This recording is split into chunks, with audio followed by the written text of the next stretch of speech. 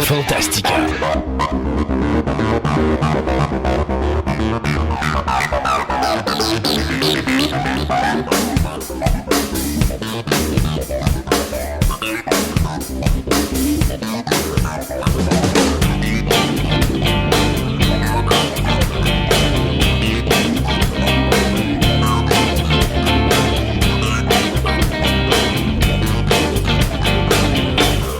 Bienvenue à vous tous à cette version abrégée de l'émission intitulée Fantastica.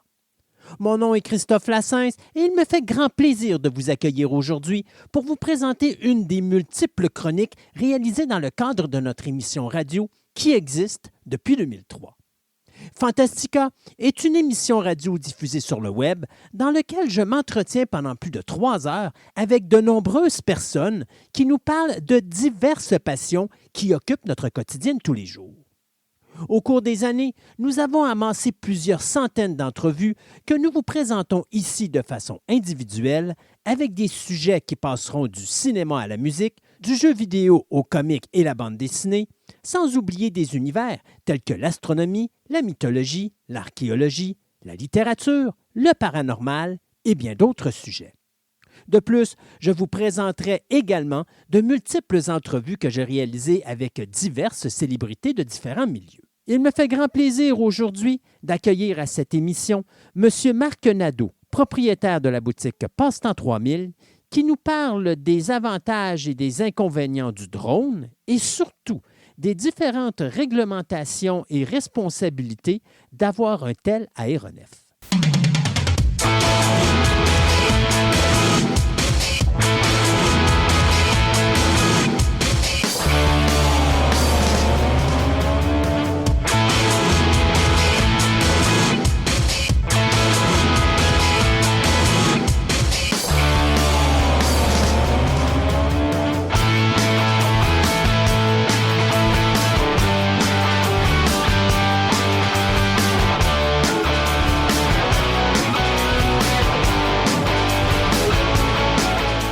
Quand on parle du prochain sujet dont on va parler à l'émission aujourd'hui, la première chose qui me vient en tête, c'est le militaire. Alors, j'imagine les États-Unis d'Amérique en Afghanistan, puis là, ils utilisent ces modèles-là pour justement faire soit un survol du territoire ou encore autre chose.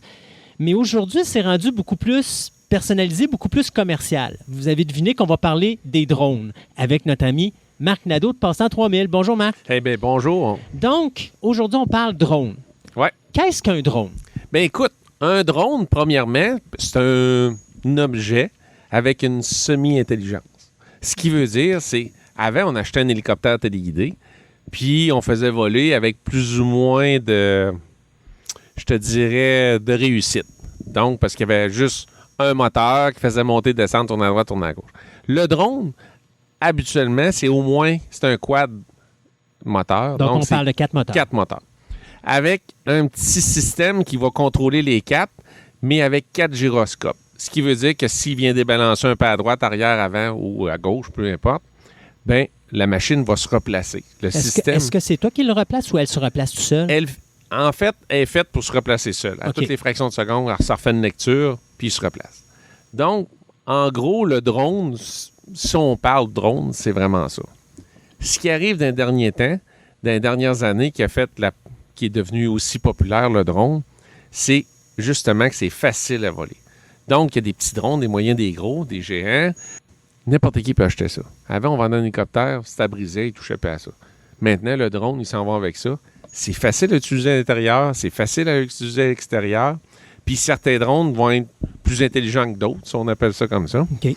Sauf que ça vole bien, ça se recharge rapidement, ça a une grande portée, puis on peut ajouter des accessoires style caméra ensuite dessus. Fait que c'est ce qui fait que ça fait un peu une technologie, ben peut-être pas une technologie, mais une bebelle intelligente, facile à voler. Donc, c'est ça que les gens aiment, quand c'est facile. Puis c'est un peu...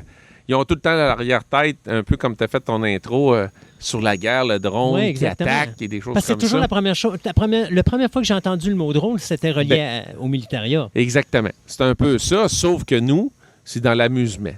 Puis on parle de drone à 4 hélices, mais il peut être 5 à 6 à 8. Ça peut être des drones qui peuvent aller... qui peut lever jusqu'à 25, 30, 40 kilos. Là. On parle d'Amazon qui veut faire des livraisons par drone ou UPS. Ouais. C'est sûr qu'on n'est pas rendu là, mais la technologie est prête. Le drone peut être assez intelligent pour y rentrer un point GPS puis aller porter une boîte dans le cas de ce qu'ils veulent faire. Là. Est-ce que quelqu'un peut acheter un drone et s'en servir n'importe comment ou il y a des réglementations à faire attention? Bien là, c'est ça. Écoute, les gouvernements internationaux ont commencé à faire de la réglementation. Et je les remercie de faire ça parce qu'en fait, vu que tout le monde peut acheter un drone, ou à peu près, il y a plein de choses, des mauvaises idées puis des bonnes idées qui peuvent passer par la tête. Ouais. Donc, ce qu'ils font maintenant, la réglementation fait pour raisonner un peu, donner l'idée aux gens qui ont la mauvaise idée de faire des mauvaises choses, de se calmer. Ce qui veut dire, c'est que, naturellement, on n'a pas le droit d'aller faire voler un drone au-dessus de la tête des gens, près des aéroports... Je pense que au-dessus d'un secteur industriel, je pense qu'on n'a pas le droit non plus. Au-dessus des secteurs industriels, effectivement, les parcs fédéraux, les chutes Montmorency comme ici pour Québec. T'sais, en fait, ce que les gouvernements veulent, c'est qu'on l'utilise intelligemment. T'sais, pour pas qu'on fasse un paquet de niaiseries et qu'il n'arrive pas d'accident non plus. C'est sûr. Parce que quand on parle drone, on a les petits drones qu'on vend. Je te dirais, en bas de 100 $, c'est un jouet qui va avoir une portée environ entre 100 et 300 mètres, donc entre 300 pieds et 900 pieds. Puis ça, plus ou moins de problèmes avec ça. Parce que c'est un drone, c'est comme un jouet téléguidé normal. Il est à peu près quoi, la grosseur d'une main? Oui, bien, en fait, c'est en bas de 300 grammes, je te dirais. C'est la grandeur de, je te dirais, entre 6 et 12 pouces, je te dirais. C'est surtout le poids qui fait que le règlement va s'avérer plus sévère. Quand on va passer au-dessus de 350 grammes ou 300 grammes, dépendamment des places qu'on est dans le pays, parce que la loi est un peu floue sur ce côté-là, bien là, on va tomber avec des machines qui vont être beaucoup plus grosses, plus pesantes, mais qui vont être munies d'un GPS. Ce qui veut dire que la personne va acheter un drone, va se servir de son téléphone intelligent ou de sa tablette ou de son ordinateur, va lui donner un point cardinaux, longitude, latitude, la hauteur, puis va peser sur Enter. Là, je vous explique ça vite, là. Puis le drone doit effectuer la passe, le vol demandé. Sauf que s'il a mis 1000 pieds de hauteur, puis le drone est capable d'avoir la portée de 1000 pieds, bien, il peut y aller. Tu comprends? Mm-hmm. C'est un peu dans cette mesure-là que les gouvernements font présentement les lois de ça. Sinon, bien, de plus en plus, les nouveaux drones qui arrivent sur le marché avec GPS, on parle bien avec GPS, bien, écoute, sont tous munis de Google Maps Pro. Ce qui veut dire qu'il y a toutes les zones qui n'ont pas le droit, les hauteurs qui sont permis, le drone le sait. Donc, si, mettons qu'on est à Québec, puis on va essayer de voler près de l'aéroport de Québec, bien, c'est bien de valeur, mais le drone ne partira jamais. OK. Parce que lui, il sait, le système, c'est géré par les satellites, le même titre qu'un GPS de voiture. Oui. Va lui dire, ben écoute, tu n'es pas à 9 km de l'aéroport, tu n'as pas de plafond, tu as un plafond à 300 mètres, donc tu ne peux pas aller à 301 mètres. Il sera prêt à voler, il ne décollera même pas. OK. Puis s'il décolle, ben il va avoir un quadrilatère à voler déjà préétabli. C'est pas le pilote qui va déterminer ça. OK. Fait que dans le cas de ces drones-là, style, on va parler les plus populaires présentement, les DJI de ce monde, les Phantom 1, 2, 3, 4, les UNEC, les Q500, écoute, c'est bien géré. C'est très bien géré. Fait que c'est un peu sur ce côté-là que les drones sont réglementés. Sinon, ben, comme je dis toujours à mes clients, je vous vends un drone, puis vous voulez vous amuser, ben amusez-vous, à même titre que vous achèteriez une voiture téléguidée, un bateau ou un hélicoptère. Amusez-vous. C'est sûr que servez-vous de votre jugement. Puis genre, s'ils veulent aller, mettons, sur les plaines d'Abraham, ils seraient capables? C'est comme la pire place, les plaines. Okay, parce qu'il y a trop de monde. Oui, puis les plaines, honnêtement, c'est vraiment réglementé, style maximum un cerf-volant. C'est vrai que c'est un parc fédéral. Exactement, puis c'est fédéré. Donc, c'est une place pour que tout le monde, tous les gens de la société peuvent aller. Donc, c'est pas tout le monde qui aime les téléguidés, c'est pas tout le monde qui aime les jeux. Fait qu'à ce moment-là, où est-ce qu'une personne pourrait aller si elle veut avoir on peut aller dans les parcs. Je veux dire, quand les parcs, les parcs de ville, les terrains de balle, les terrains de football, quand c'est accessible, naturellement. Il n'y a pas de partie de football. Non, c'est ça. En plus, oui, ça, c'est la première chose. Oui, c'est sûr. Puis, il y a plein de bels endroits qu'on peut voler, là. Écoute, je parle, des fois, on va voler à Beauport, à l'île d'Orléans. Il y a des spots, on va appeler ça des spots de rêve. Sinon, mais vous pouvez voler ça dans votre cour, là. Tu sais, c'est pas une place ils n'avaient pas besoin de l'envoyer à 7, 8, 900 pieds, là. Tu sais, un drone, c'est fait pour s'amuser. On fait des frivoles, on fait des loupes, tu peux faire des centaines de choses avec un drone. Est-ce qu'on peut se servir d'un drone plus sérieusement? Je m'explique. Mettons, on est un groupe d'amis. On décide d'aller en forêt, en excursion, puis on décide avec le drone de voir en hauteur où est-ce qu'on est situé dans le bois, exemple. Parce que là, tu t'en vas en montagne, puis à un moment donné, pour une raison quelconque, tu t'égares, mais tu te sers d'un drone pour justement faire un survol au-dessus de la forêt pour voir où est-ce que tu es. Est-ce que c'est quelque chose qui peut être utilisé pour ça, ou encore là, il risque d'être bloqué parce qu'il est un endroit où... Pas du tout. Okay. C'est vraiment... Ça, c'est une des parties qui sont plaisantes. Le drone, si on parle de drone intelligent qui va avoir muni d'un GPS et tout, la caméra, naturellement, on peut avoir toutes sortes de caméras, mais la plupart arrivent avec des caméras 4K. Donc, la définition est plus que parfaite, là. Puis ça, si, mettons, on est dans le bois, c'est-tu notre cellulaire qui va être... Ça n'a pas besoin d'un réseau cellulaire ou rien de ça. Mais je veux dire, moi, si je veux voir... Tu vois live sur ton téléphone ou, bien souvent, ces drones-là vont sur la télécommande, ils vont être munis déjà d'un écran. Ah oui, OK. Oui. Fait que si on le met en mode follow me, excusez-moi l'anglicisme, là, ou suivez-moi. Suivez-moi. Donc, vous vous promenez en forêt, vous lui donnez une hauteur, vous ajustez votre langue de caméra, puis vous volez. Puis tant aussi longtemps qu'il va avoir de la batterie, il va vous suivre. OK. C'est rendu, avec les drones, assez avancé que... Admettons que vous êtes en forêt, vous promenez avec votre drone, un beau dimanche, puis vous avez du fun. Puis vous avez oublié que vous avez votre drone qui vous suit. Mais lui, à un moment donné, il y a une minuterie, là. Il n'y a pas 2 heures de batterie. Il va avoir maximum 30 minutes de batterie. Bien, lui, il va compter la distance qu'il a faite du point A au point où il est rendu avec vous. Le temps qu'à sa vitesse maximale et par rapport au temps de la batterie qui lui reste, bien, il va vous avertir 2 fois sur la télécommande. Si vous n'avez pas répondu, bien, lui, c'est bien de valeur, mais il est reparti à son point A. Il va s'atterrir, puis il va attendre. Il va attendre là. Il ferme le courant, puis tout est là. OK. Fait que, tu sais, c'est plus ou moins dangereux de le perdre. Je dis tout le temps à mes clients, si vous l'avez perdu, c'est parce que vous avez voulu le perdre. Tu sais, c'est pas de quoi qui va... en réalité, si tu le perds de ta voiture, il va revenir à ta voiture. Exactement. Même chose à même titre. La seule place que c'est un peu plate à faire, c'est les gens qui le perdent sur un bateau. Puis ont changé de point. Bien, faites pas retour home, là, parce que là, c'est sûr que... Il va se ramasser dans l'océan. Il va se mouiller un peu, là. Tu comprends? Oui. Mais ça peut aller jusque-là. Fait qu'effectivement, oui, on peut se faire suivre, se faire filmer en pleine belle marche dans les sentiers de bois, dans les montagnes, si on veut. Mais ça peut être n'importe où. Puis là, on va à marche, mais ça peut être en moto, ça peut être en 4 roues. Écoute, on a fait le test avec une moto. On a monté jusqu'à 110 km/h. Okay. Puis la machine nous suivait, là. Puis c'est encore pire que ça. On peut le mettre à différents angles autour de nous. On peut le mettre de côté, de face, d'arrière, dépendamment de la vue que vous voulez. Fait que, tu sais, ça fait...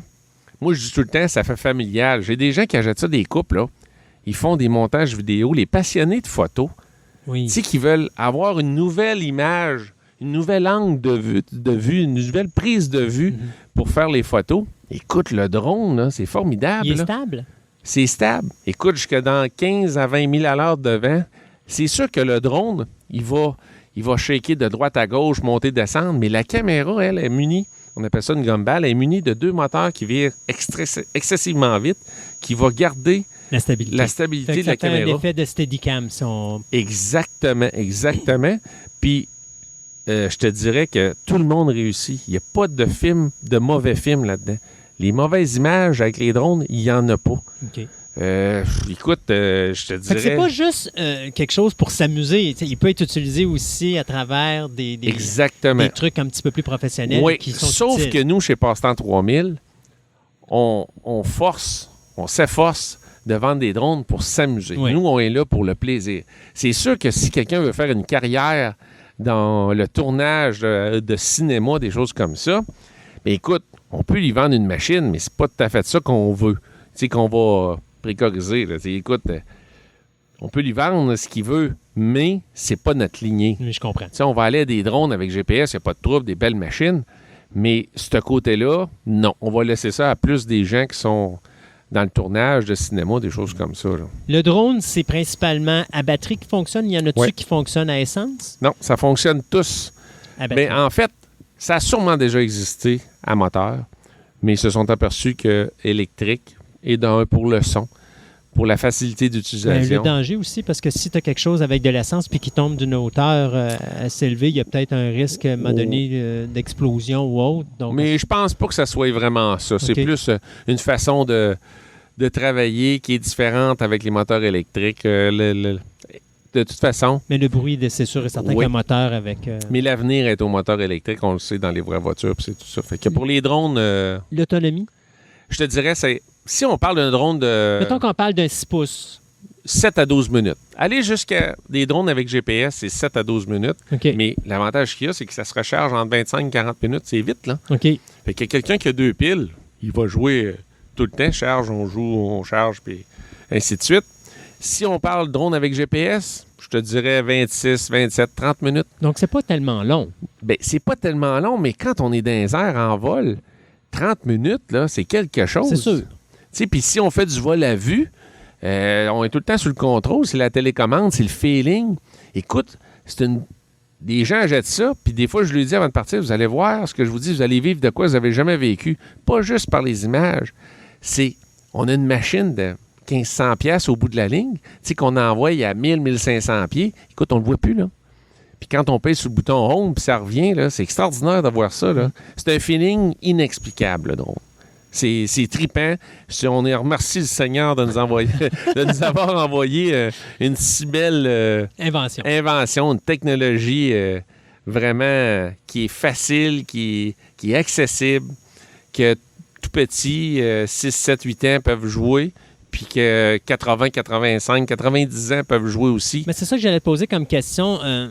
À partir de quel âge c'est sécuritaire de mettre ça entre les mains d'un enfant? Écoute, les enfants sont venus au monde avec des télécommandes aujourd'hui. Hein? Ça, c'est sûr. Fait qu'écoute, 6, 7, 8 ans, j'en ai des petits bouts de chou qui viennent, ils ont 7 ans, là, si tu verrais voler ça, ces fameuses bébites-là, les drones, là, sont bons. Habituellement, à cet âge-là, on prend les plus petits pour commencer. Oui, puis on a avec des boules, des cages de protection, donc c'est moins de danger de briser des choses à la maison, souvent, parce que souvent, ils vont travailler à l'intérieur. Sinon, s'ils vont à l'extérieur, on enlève les boules de protection, puis là, ils ont hâte large pour jouer. Là. C'est-tu dur d'entretien? Pas du tout. Pas du tout. L'entretien, non. L'important, naturellement, c'est allergique à l'eau, donc il ne faut pas aller à l'eau. Le sable, quand on va atterrir dans les bancs de sable, des choses comme ça, va être de le passer à l'air, de le nettoyer comme il faut, mais non, c'est vraiment... c'est minime là, comme entretien. Là. Fait que comme cadeau de Noël, ça peut être quelque chose de vraiment plaisant pour l'été qui s'en vient. C'est l'outil, en fait, pour l'été qui s'en vient, je vous dirais, la fin des écoles, les enfants ont travaillé toute une belle année scolaire, c'est le cadeau idéal, qui peuvent se servir en camping. Écoute, ils vont prendre des images, ils n'ont pas besoin de mettre des grosses caméras après ça, on peut mettre des petites caméras qu'on vend séparées. Là. Okay. C'est fou les images que ça donne. Si on parle, on met l'accessoire par excellence, c'est la caméra. Là. Puis là, ça, c'est-tu autant le petit 6 pouces qu'on parlait tantôt que le gros? Autant le petit que le gros. La caméra est déjà dedans. Oui, parce que vu qu'on est 4 moteurs, on est très fort, on est très stable. Donc, on peut mettre des belles petites charges. En fait, c'est le tiers de son poids. Fait que quand tu enregistres tes photos, ils vont où? En fait, il y a 2 possibilités. Il peut enregistrer sur une micro-carte SD qui est déjà dans la caméra. OK. Ou sinon, s'il est en Wi-Fi, il peut envoyer le signal dans votre téléphone intelligent. OK. Puis là, le téléphone peut faire l'enregistrement. C'est lui qui enregistre. En fait, on peut voir live l'image ou qui va enregistrer directement dans la cam. Y a-t-il quelque chose qu'on veut rajouter sur le drone? Ou on a fait pas mal le tour? Je pense qu'on aurait fait le tour. Écoute, le drone, c'est pas là pour arrêter. Hein? C'est pas. Mais là, on commence. C'est ça. C'est pas une technologie qui est là pour de passage. C'est vraiment une technologie qui va être là pour plusieurs années. Ça fait combien d'années que c'est là au niveau Je te commercial? Dirais 3 ans solides. OK. 3 ans c'est récent, là. Oui. Mais si on se fie à ce qu'on voit sur les réseaux sociaux, sur Internet, des choses comme ça, d'après moi, on en a pour 10 ans d'évolution rapide, là, qui va jouer en 2 ans. Fait que dans 2 ans, on va avoir déjà avancé de 10 ans dans la technologie pour les drones. Fait que ça va vite. Puis d'après toi, c'est quoi c'est-tu la durée de vol? La durée de vol va peut-être bien augmenter un petit peu. Ce qui va être de plus en plus la mode, c'est que le drone va être de plus en plus petit, puis de plus en plus performant au point de vue vitesse, stabilité, sorte de caméra dessus, accessoires. Puis, je vous dis ça comme ça, là, ce qui s'en vient, c'est qu'ils vont pouvoir aller sur l'eau. Okay. Donc, on n'aura plus de problème d'eau. Oh. Fait que ça s'en vient très, très rapidement. Puis quand on parle de drone, ça ne veut pas toujours dire que ça va voler. Ça peut être le style sous-marin aussi. Wow. Ça fait que dans les prochaines émissions, je vais vous parler d'une autre petite affaire qui s'en vient, là, qui va être très haute aussi. Bien, on a bien hâte d'entendre parler de ça.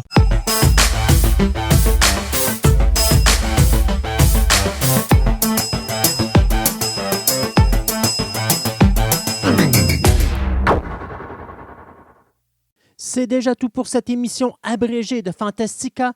Si vous désirez nous suivre, vous pouvez écouter notre programme de 3 heures qui est diffusé une fois ou 2 semaines, et ce, en vous inscrivant gratuitement à notre page Facebook de Fantastica Radio Web afin de connaître les dates de diffusion des nouvelles émissions. De plus, il vous est possible de vous rendre sur notre site web au www.fantasticaradioweb.com, Fantastica avec un K, afin d'obtenir plus d'informations sur cette émission, mais également sur mon podcast Programme Double, dans lequel je vous parle de la création de divers films qui ont marqué l'histoire du cinéma. Je vous remercie de votre écoute et je vous invite à nous rejoindre de nouveau ici même afin d'écouter notre prochaine édition abrégée de Fantastica.